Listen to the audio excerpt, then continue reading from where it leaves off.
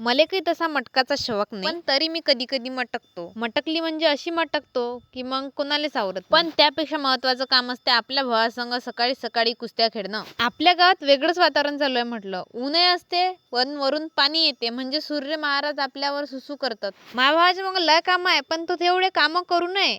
लोकांची मजा कुठून सोडत नाही. आता तारीफ करून झाडावर तर चढवाच लागते ना. मले म्हणते ये म्हणते आपण चिखलदरा जाऊ म्हणते, आणि आणलं कुठं ढंगारखेड्यातल्या नदीवर.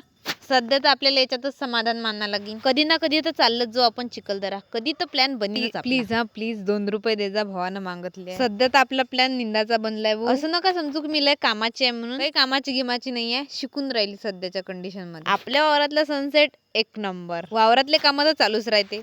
मग काय, लेकर आले भाऊ सायकला घेऊन शाळेतून, त्याच्या सायकल चालवणं पण मागत आहे भूताला. आपण आणावं एक चक्कर. आणला भाऊ. मा भावाला ते बरं नाही वाटलं. सायकल चालतं का म्हणते, चल तुले ट्रॅक्टर शिकवला. मग ट्रॅक्टर भाऊन चालवला गिलवला म्हणा म्या, पण समोरून बस आली. मग मी फाटरली. मग भाऊन हाती घेतला आणि सगळं सांभाळलं कारभार, नाही तर गेलं होतं आज गड्ड्यात.